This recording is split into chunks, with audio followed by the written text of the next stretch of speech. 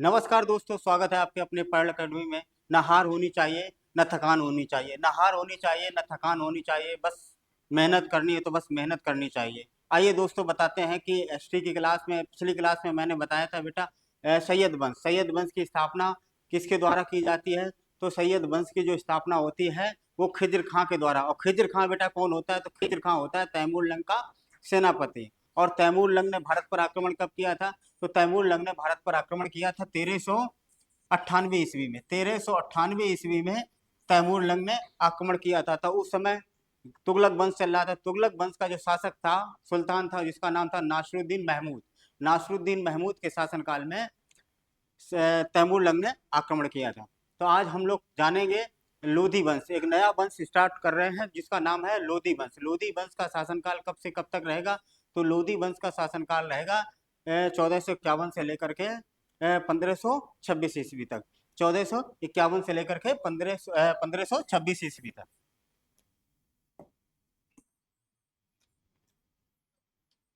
लोधी वंश का शासनकाल कब से कब तक है? तो लोधी वंश का है 1451 ईस्वी से 1526 ईस्वी तक। पानीपत का जब प्रथम युद्ध हुआ था इब्राहिम लोधी और बाबर के बीच में, ठीक है। और यहाँ पर देखो, लोधी वंश की जो स्थापना, जो फाउंडर था वो कौन था? तो बहलोल लोधी था। बहलोल लोधी,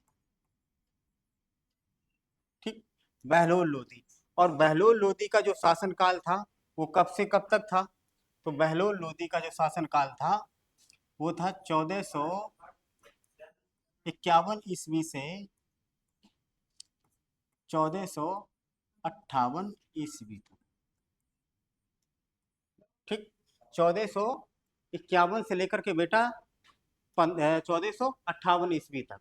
अब इसके द्वारा जो काम किए गए वो कौन कौन से काम है? तो इसने क्या, ये दिल्ली सल्तनत का जो था बेटा, दिल्ली सल्तनत का पहला ऐसा शासक था जिसने अफगान राज्य की स्थापना की, और पहला अफगानी शासक भी था, ठीक है।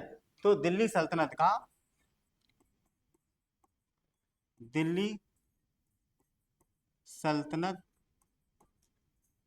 का प्रथम अफगान शासक, या कह लो अफगान राज्य की स्थापना करने वाला, भारत में अफगान राज्य की स्थापना करने वाला, अफगान राज्य की स्थापना करने वाला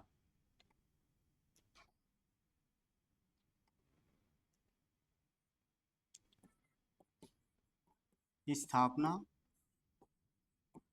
करने वाला पहला शासक।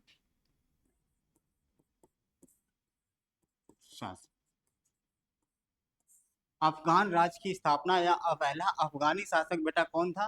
तो बहलोल लोदी था, ठीक है। और अगर बात करेंगे इसकी, तो ये याद रखना, दिल्ली सल्तनत का सबसे लंबा कार्यकाल किसका रहा? तो दिल्ली सल्तनत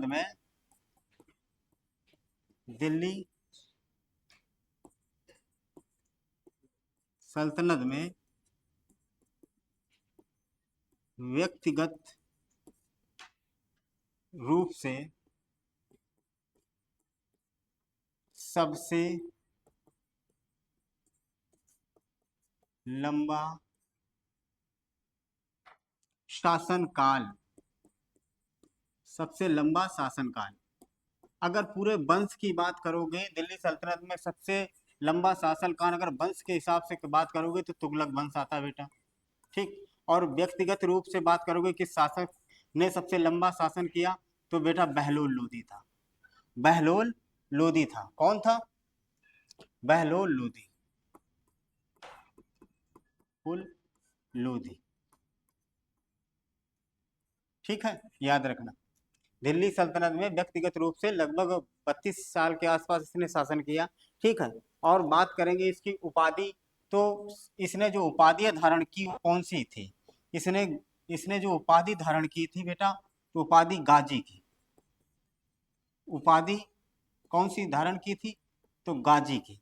देखो, ये भी पहला व्यक्ति था, अफगानी शासक था जिसने गाजी की उपाधि धारण की थी। तो पहला अफगानी शासक था बहलोल लोदी, जिसने गाजी की उपाधि धारण की थी, है। और इसके द्वारा और क्या काम किया जाता है, तो इसने, पहले ये बात समझ लेते हैं कि बहलोल लोदी ने, बहलोल लोदी का जो शासनकाल था वो था बेटा 1451 से लेकर के 1489 ईस्वी तक। और ये दिल्ली सल्तनत का प्रथम अफगानी शासक था जिसने भारत पर अफगानी राज्य की स्थापना की। ठीक।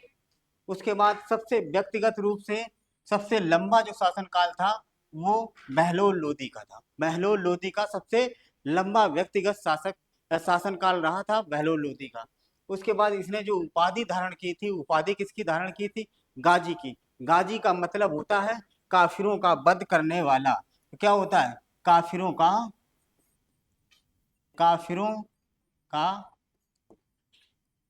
वध करने वाला। काफिरों का वध करने वाले को क्या बोला जाता था? है, जो इसका वध करता था उसको गाजी कहा जाता था कि गाजी है ये। ठीक है। और काफिर कौन होते थे? गैर मुस्लिम लोग। ठीक, गैर मुस्लिम लोगों को क्या बोला जाता था? काफिर बोला जाता था। ठीक है। आगे चलते हैं कि इसने जो सिक्के चलाए थे बेटा, जो बहलोल सिक्के चलाए थे, इसने सिक्के चलाए थे, सिक्के जो चलाए थे वो कौन से चलाए थे? तो इसने बहलोल सिक्के चलाए थे। कौन से? बहलोल लोल सिक्के। बहलोल इसने सिक्के चलाए, बहलोल सिक्के इसके द्वारा चलाए गए। ठीक है। तो ये याद रखना, बहलोल सिक्के ये तो याद ही रहेगा क्योंकि बहलोल बहलोल लोदी ने चलाए थे, तो बहलोल सिक्के इसके द्वारा चलाए जाते हैं।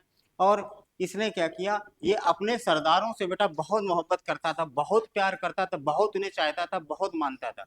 तो बहलोल लोदी जो है अपने सरदारों को मकसद ए अली कहा जाता कहता था। यानी कि अगर सरदार खड़े रहते थे, अगर वो दरबार में जब भी जाता था तो क्या करता था कि अगर खुद भी खड़ा रहता, अगर सरदार खड़े रहेंगे तो वो भी खड़ा रहता, सिंहासन पर बैठता नहीं था, इतनी इज्जत देता था, है, इतना उनको सम्मान देता था कि अगर सरदार खड़े हैं तो अपना भी स्वयं भी राजा होकर के भी, शासक होकर के भी खड़ा रहता था। ठीक है। इसी वजह से अपने सरदारों को मकसद ए अली कहा करता था, मकसद ए अली कह करके पुकारता था। ठीक।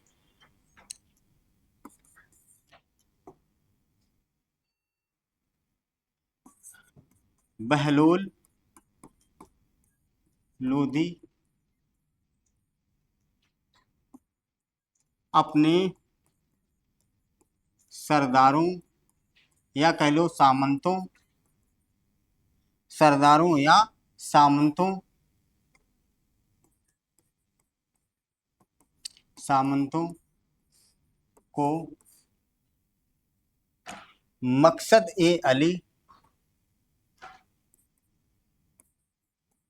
मकसद ए अली,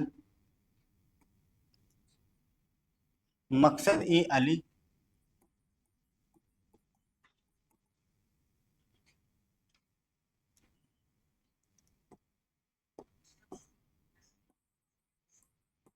कहता था। मकसद ए अली कहता, मकसद ए अली किन्हें कहता था? जो भी सरदार हुआ करते थे उनको क्या, किससे संबोधित करता था? मकसद ए अली। ठीक है। मकसद ए अली कह कर कर संबोधित करता था। ठीक। तो इसमें ज्यादा कुछ था नहीं कि बहलोल लोदी ने किसकी स्थापना की थी, तो लोदी वंश की स्थापना करता है। ठीक है। अपने सरदारों को क्या करता है? मकसद ए अली कहकर पुकारता है। सबसे ज्यादा इज्जत सम्मान किसके शासनकाल में मिलता था? बहलोल लोदी के शासनकाल में। किनको मिलता था? तो सरदारों को या सामंतों को मिलता था। ठीक। और इसने सिक्के चलाए, उन सिक्कों का नाम क्या था? तो बहलोल सिक्के थे, बहलोल सिक्के थे। व्यक्तिगत रूप से सबसे लंबा दिल्ली सल्तनत में व्यक्तिगत रूप से सबसे लंबा शासनकाल किसका रहा? तो बहलोल लोदी का रहा। ठीक है। उसके बाद में बहलोल लोदी का लंबा शासनकाल रहा।